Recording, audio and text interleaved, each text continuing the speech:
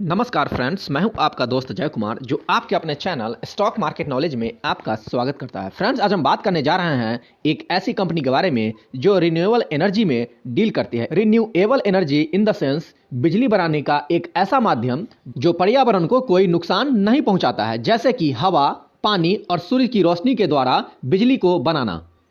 जैसा कि फ्रेंड्स आपको पता होगा कि थर्मल पावर के द्वारा अगर हम बिजली बनाते हैं जो कि हमारे पर्यावरण के लिए काफ़ी हानिकारक है और आने वाले समय में जो थर्मल पावर्स हैं उन्हें बंद होना पड़ेगा। Friends, it means thermal power जो कोयले के द्वारा बिजली को प्रोड्यूस किया जाता है, तो आने वाले समय में उसका फ्यूचर नहीं है फ्रेंड्स। बट अगर रिन्यूएबल एनर्जी की बात करेंगे तो आने वाले समय में यही एक ऐसा एनर्जी है जो कभी खत्म नहीं होने वाला है और इसमें जो भी कंपनी डील करती है उसका आने वाला फ्यूचर बहुत ही अच्छा होने वाला है। फ्रेंड्स, तो चलिए आज हम बात करते हैं एक ऐसी ही कंपनी के बारे में जिसका नाम है Orient green power company limited.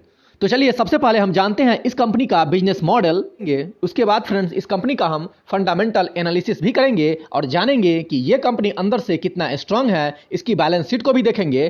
तो चलिए सबसे पहले हम इसके बिजनेस के बारे में चर्चा कर लेते हैं। ये कंपनी 417 मेगावाट बिजली प्रोड्यूस करती है। फ्रेंड्स कंपनी की मुख्य उपस्थिति तमिलनाडु में है और इसके अलावा आंध्र प्रदेश, गुजरात, महाराष्ट्र, कर्नाटक और क्रोएशिया तक इसकी पहुंच है फ्रेंड्स, और ये इनमें अच्छा खासा विस्तार भी कर रहे हैं। तो चलिए कुछ कैश फ्लो के बारे में भी हम जान लेते हैं। फ्रेंड्स, ओरिएंट ग्रीन का अभी 98.9 करोड़ से ज़्यादा पैसा अटके हुए हैं, जैसे कि एपी डिस्कॉम के साथ कुछ विवाद के कारण उनका 53.9 करोड़ रुपया एक साल से ज़्यादा समय से अटका हुआ है। जैसे ये पैसा रिलीज कर दिया जाएगा, इट मीन्स करीब करीब 99 करोड़ के आसपास कंपनी का जो पैसा अटका हुआ है वो पैसा इस कंपनी को मिल भी सकता है। इस पर कंपनी काम कर रही है। तो चलिए फ्रेंड्स अब हम इस कंपनी का कुछ एनालिसिस करते हैं। फ्रेंड्स, इस कंपनी का जो अभी मार्केट कैप है वो 822 करोड़ का है। वहीं इस कंपनी का जो करंट प्राइस है वो 11 रुपये की है, जबकि ये कंपनी 28 रुपया 80 पैसे से करेक्शन करते हुए नीचे आ रही है। फ्रेंड्स, तो हम जानेंगे कि इसमें अपॉर्चुनिटी बन रही है या फिर नहीं बन रही है। वहीं इस कंपनी का जो स्टॉक पी है वो 32.8 का है, जबकि इसका इंडस्ट्रियल पी है वो 63.4 है। इट मीन्स फ्रेंड्स अगर कंपेरिजन करेंगे अदर कंपनी से तो इस कंपनी का जो भी प्राइस है वो काफ़ी सस्ता है और इस कंपनी का फेस वैल्यू अभी 10 का है। वहीं 1 ईयर रिटर्निंग की बात करेंगे तो ये कंपनी 1 ईयर में अपने इन्वेस्टर को 526% का शानदार रिटर्न भी दिया है। तो चलिए फ्रेंड्स अब हम एक बार कंपनी की बैलेंस शीट को भी देख लें कि ये कंपनी अंदर से कितना स्ट्रांग है। फ्रेंड्स, इसके लिए हम 3 क्वार्टर को पिक किए हैं। पहला दिसंबर 2020, दूसरा सितंबर 2021 और तीसरा दिसंबर 2021। तो चलिए फ्रेंड्स सबसे पहले हम पिक कर लेते हैं सेल्स को। फ्रेंड्स, ये कंपनी दिसंबर 2020 में जो सेल करती है वो 51 करोड़ 39 लाख का। वहीं सितंबर 2021 में इस कंपनी का जो सेल होता है वो 115 करोड़ 1 लाख का। वहीं दिसंबर 2021 में इस कंपनी का जो सेल है वो थोड़ा डिक्रीज करता है और हो जाता है 82 करोड़ 53 लाख का। फ्रेंड्स, आपको समझ में आता होगा कि ये कंपनी तो डिक्रीज ही की है सेल में, लेकिन फ्रेंड्स वास्तविकता ये नहीं है। अगर आप कंपेरिजन करेंगे सेम ईयर की सेम क्वार्टर से तो आपको कंपनी में बहुत अच्छा उछाल देखने को मिलेगा। फ्रेंड्स, अगर फ्रेंड्स आप समर सीजन को विंटर सीजन से कंपेयर करिएगा तो डेफिनेटली आपको बहुत सारे वेरिएशन देखने को मिलेगा। जितना सेल समर सीजन में कोको कोला का होगा उतना सेल विंटर सीजन में कोको कोला का नहीं होगा। तो आप समर सीजन और विंटर सीजन का कंपेयर एक साथ नहीं कर सकते हैं। तो इसीलिए फ्रेंड्स कभी भी किसी कंपनी का रिजल्ट अगर देख रहे हैं तो उसके क्वार्टर का जो सेम ईयर का पिछले ईयर का जो क्वार्टर है उसे भी अवश्य एक बार कंपेयर करें, ताकि आपको समझ में आ जाएगा कि कंपनी की वास्तविकता क्या है। तो यहाँ पर कंपनी ने अपना जो सेल पोस्ट किया है वो अच्छा पोस्ट किया है और इनका जो सेल है वो अच्छा खासा इंक्रीज भी किया है। तो चलिए फ्रेंड्स हम बात करते हैं कंपनी की एक्सपेंसेस की। फ्रेंड्स, ये कंपनी दिसंबर 2020 में जो अपना एक्सपेंस करती है वो 23 करोड़ 94 लाख का। वहीं सितंबर 2021 में ये कंपनी जो अपना एक्सपेंस करती है वो 29 करोड़ 13 लाख का। वहीं दिसंबर 2021 में इस कंपनी का जो एक्सपेंस है वो 23 करोड़ 83 लाख का हो जाता है।